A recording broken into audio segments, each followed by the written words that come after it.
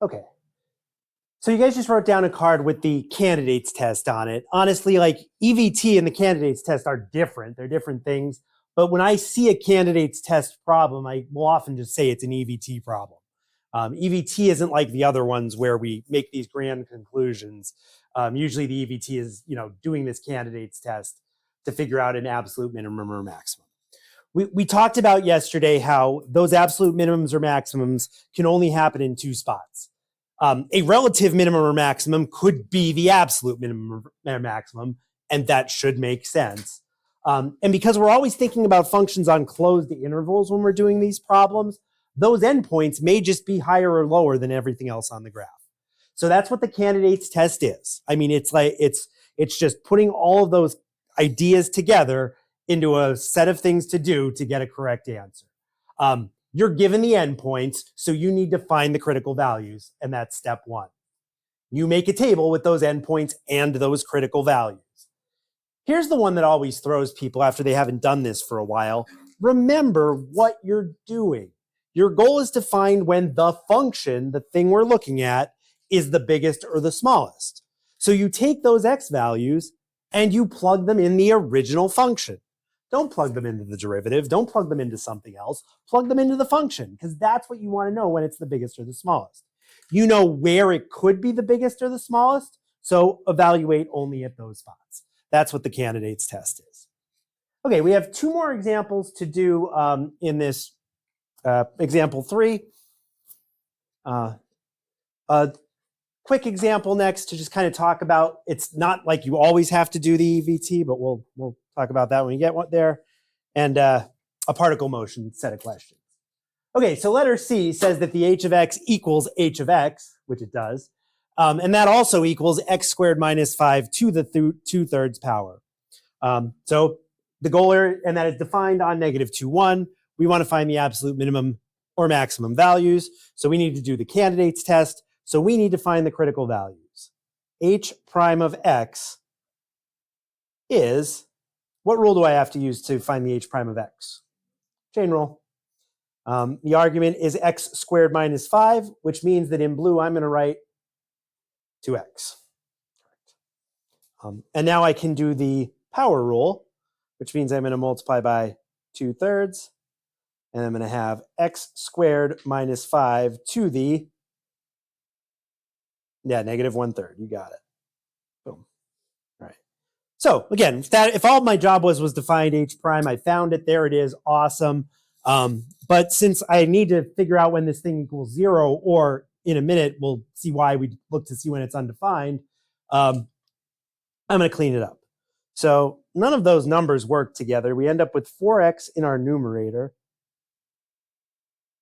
and we end up with 3 third root of x squared minus 5 in our denominator.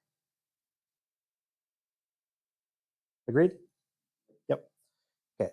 So a critical value, a lot of times we're thinking that a critical value is something that makes it 0, but it also is something that makes it undefined. But then again, both of those questions just end up meaning setting the numerator to 0 and setting the denominator to 0. Good morning, gentlemen. When I go to take attendance, it's going to say T for tardy on you both, right? Okay, because you stopped there. Just checking. I still am going to do that before I get a phone call. So, that's what you're doing. 0 in the numerator gives you a critical value because the derivative is 0. A 0 in the denominator gives you a critical value because the overall derivative is undefined. So what are our critical values? What makes our numerator 0? Yep, 0. And what makes our denominator 0? And by absolutely nothing, you mean, we've got x squared minus 5 equals 0, which means that x squared equals 5, which means that x could equal,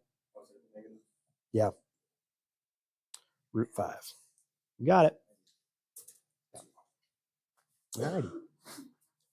So we will make our table of values with the endpoints. Square root of 5. Is that even in our interval? No, actually, it's 2. Yeah, right? In the square root of 5 is bigger than the square root of 4. So it's 2 point something. So intentionally or not intentionally, not sure because I wrote this problem or found this problem last year. We really only need to check -2, 1, and 0.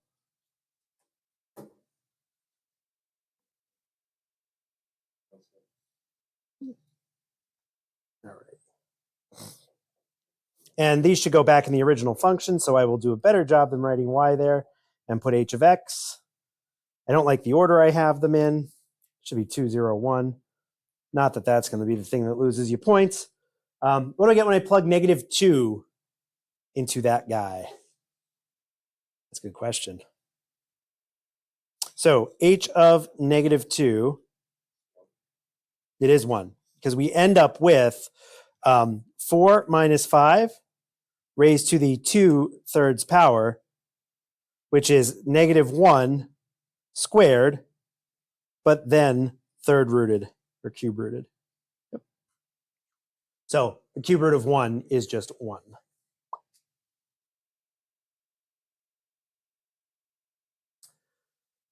What do I get when I plug 0 into that?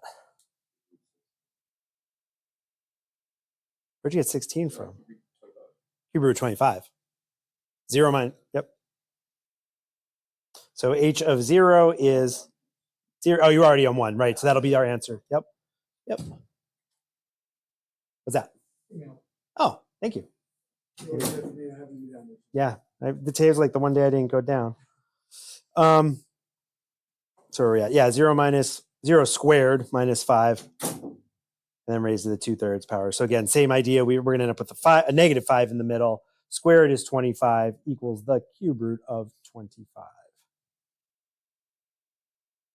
And then what do we get when we plug 1 in? Cube root 16, because we end up with 1 minus 5 to the 2/3. And after doing that same calculation a few times, we can just say cube root of 16. What's the biggest and what's the smallest? Yeah. Cube root of 25 is the biggest and the smallest is 1. Yeah. I mean, because after all, the 1 is the cube root of 1. So since they are all cube roots, you can just put them in order, 1, 16, 25 that way. So not that I saved myself any room to do this, but we'll write it down underneath the line. Absolute max cube root 25 at x equals 0 and absolute min cube root, nope, not cube root, just of 1 at x equals -2. Cool. Alrighty. We are pressed for time, but it's worth looking at it in Desmos. We've got x squared minus 5 to the 2/3, x squared minus 5, parentheses, 2/3. We are specifically looking between -2 and 1, so find those curly brackets. -2 less than x less than 1. So yeah, our highest value is there at 0, right? And our lowest value is at -2. Is that what we said on the other page? Cool. Yep. Yeah. And 2.92402 must be the cube root of 25. And that's going to give me undefined because I didn't use the right greater than or less than's there. Cool. All right. All right. And our last one, letter D, a little bit of trig. Minimum maximum on 0 to 2 pi. So same deal. We need the derivative dy dx. Derivative of 2 sine is 2 cosine. And then derivative of x, of course, is 1. And we want that thing to equal 0, which means that the cosine of x is 1/2. Yep. Add the 1, divide by 2. We are between 0 and 2 pi. So we should get 2 values there where that happens. So we're looking at the whole unit circle. What's the value in the first quadrant where cosine of x equals 1/2? That's not correct because that would be pi over 2. Yeah, whatever. Pi over 3, yeah, that's the correct answer. Yep. Cosine is positive, or cosine is 1/2 at pi over 3. That is the third line going up because you count cosines down from the y-axis. Where's the other spot where cosine's positive? Which quadrant? Definitely not 3 because everything's negative in 3 except for tangent. 4, yeah, cosine is the x. Yeah, so the fourth quadrant. Yeah, so we're going to pick the fourth quadrant. So what is pi over 3? What is that in the fourth quadrant? Something. It's 1 short of the full 2 pi. 5 pi over 3, you're right, yeah. Yep. Yeah. Because you're just 1 line down. If you went the full distance, if you went around to that line, you'd be pi over 3 short of hitting the 2 pi, which is 6 pi over 3. So 5 pi over 3. Cool. Yeah, all right.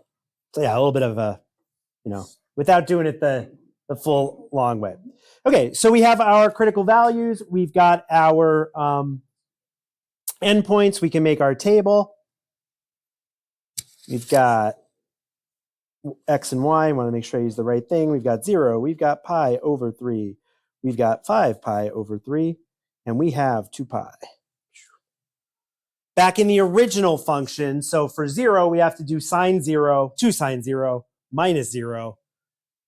That sure sounds like 0 to me. Boom. Pi over 3, what's sine going to be at pi over 3? Square root of 3 over 2. Remember, those always match each other. So when you're doing a problem like that, if you know that one is 1/2, the other one is root 3 over 2. Now, you still need to get the sign right, the positive negative sign right. But yeah, so if we knew that cosine x was 1/2, sine of x is going to be square root of 3 over 2.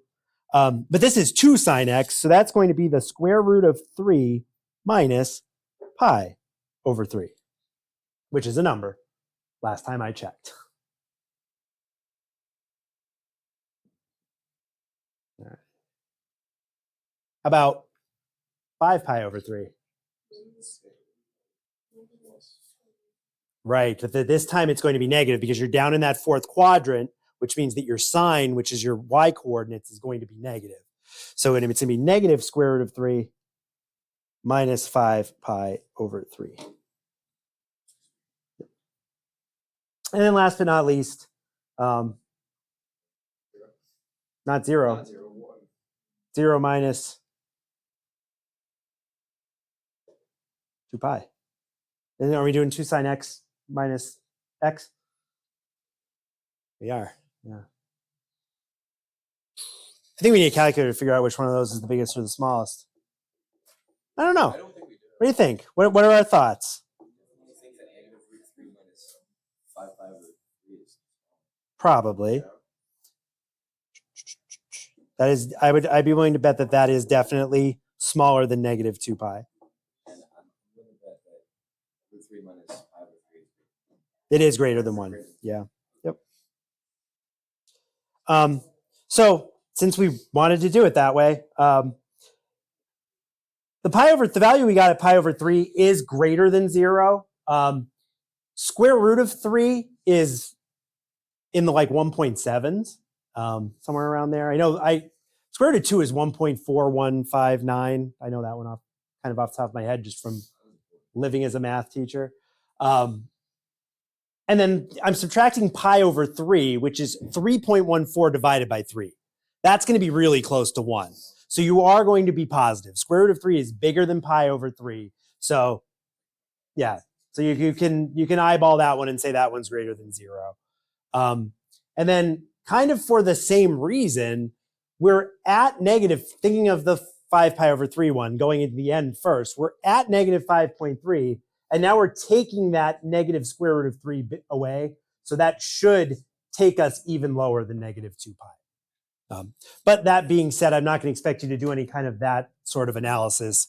I would either give you a calculator. Problem with how we do things now is we have Desmos, which means we just be looking at the graph, not even looking at the numbers. But yeah, this is the smallest, which is less than negative 2 pi. So anyway, we will say an absolute max at x equals pi over 3. I didn't say of. Time, 15 minutes. All right. Absolute max of square root of 3 minus pi over 3 at x equals pi over 3. And an absolute min of negative square root of 3 minus 5 pi over 3 at x equals 5 pi over 3. All right. Okay, so a couple of the trickier ones there. Obviously, between polynomials should be relatively simple. That's what we did yesterday. Man, my handwriting was better yesterday. These were some of the trickier examples. Two more things to look at. Although it always works, it's not always the end-all, be-all of finding absolute minimums and maximums. Back when we did B11, which was kind of the introduction to the AP style, quote-unquote, real-world problems, most of those questions did have a question about, like, what's the maximum amount of this? What's the maximum amount of that? The one that sticks in my head is one of them was about gravel. What is the time where there's the maximum amount of gravel at the plant? And as long as you're in the right situation where you only have one critical value, you can figure that out. And let's kind of take a look at it just with a really, really simple graph. So we know very little about our function. We have our graph of g prime. That obviously is the derivative of g. And the question, all we want to answer here is, without using the candidates test, can you determine the relative extrema of g? So can we figure out that shouldn't say relative, that should say absolute. Because otherwise the answer would be just yes, because that's how it works. But no, the question is, can we find the absolute extrema of g? When you have a graph of g prime, you have a sign chart. We know where the critical values are. The critical value is at 4. And to the left of 4, g prime is positive or negative? Positive. And to the right of 4, g prime is negative. And we have these clear-cut endpoints, 0 and 6. So our function starts happening at 0. It stops happening at 6. Our function only does two things. It starts, it only increases, and then it only decreases, right? Well, if it starts and only increases and decreases, what conclusion can I make about an absolute extrema? Yeah, it has an absolute maximum where? At 4, yeah. So without the candidates test, just with this graph, I could say absolute max of at, because I don't know what that value is. Is the absolute max 2? No. Right, know your function, right? Be careful. You might jump in and say, oh, it's got an absolute maximum of 2, but that's not even at the right x value. It's got an absolute value max at x equals 4. But right now, we have no way of determining what that absolute max is. We would need the actual function definition, and we would need to know how to integrate in order to do that. So it's growing and then it's decreasing. Can we make a conclusion about the absolute minimum? No, because that absolute minimum could have been the start value, but that it also could have been the end value, because we know it increased and we know it decreased. We don't know which one did more. We do know it. We will know which one did more, because it has to do with how much space there is in that increase versus how much space there is in that decrease. But and so we would say it definitely increased. You could see there's more increase because there's more area there than there is here. But for what we're saying now in D, we have no way of figuring out where the absolute min is. Right.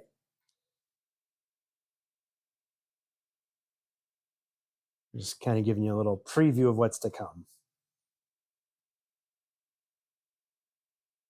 And actually, that's the x value for the absolute minimum cannot be determined yet. In both cases, we really can't determine the absolute maximum. Okay, and our last example.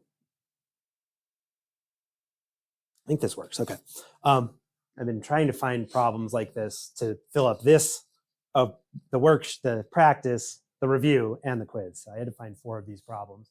So for the one I go over, I figured I'd pick one that was similar to the one that you guys saw in your last test. Particle is traveling on the x-axis with the position function xp of t equals, very similar to the one you had on your test. There's a negative in front of the ln, and there's a quadratic. Baked into something like this is, they didn't give us any domain restriction, so they're kind of telling us that this quadratic always works in ln. And what am I allowed to plug in ln? Anything greater than 0. So if you remember on your test, there was a line that said, oh, by the way, t squared minus 2t plus, I think it was 10 on your test, is always greater than 0. But it is baked into this. The fact that they said that the particle, this function works, and we want to know when the particle is furthest to the left and when it is to the furthest to the right. And I probably should have a domain restriction here. So that is something that we will add in once we find the critical value. Just because it should have been there. So we want to know when the particle is furthest to the left, furthest to the right. This is an EVT question. The absolute maximum of the function is the biggest the x value will ever be, which means that it's furthest to the right. The absolute minimum is the biggest negative value that you will see, right? Biggest in quotes, because when you're small, when you're really big. But it's the biggest number you see with the negative sign in front of it, which means you are the furthest to the left. So this is what particle motion is. It's just other problems with different vocab around them. So that means we need to take the derivative of x. We need to, I guess I didn't need the xp there either. I was thinking too much of the other problem. And then we got to plug it in and see what we get.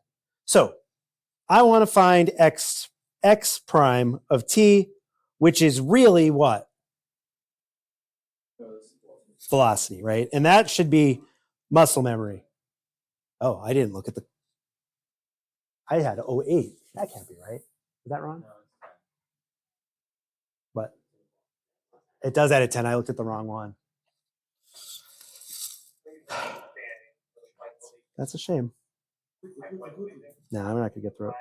All right. We'll finish this one up tomorrow. I would have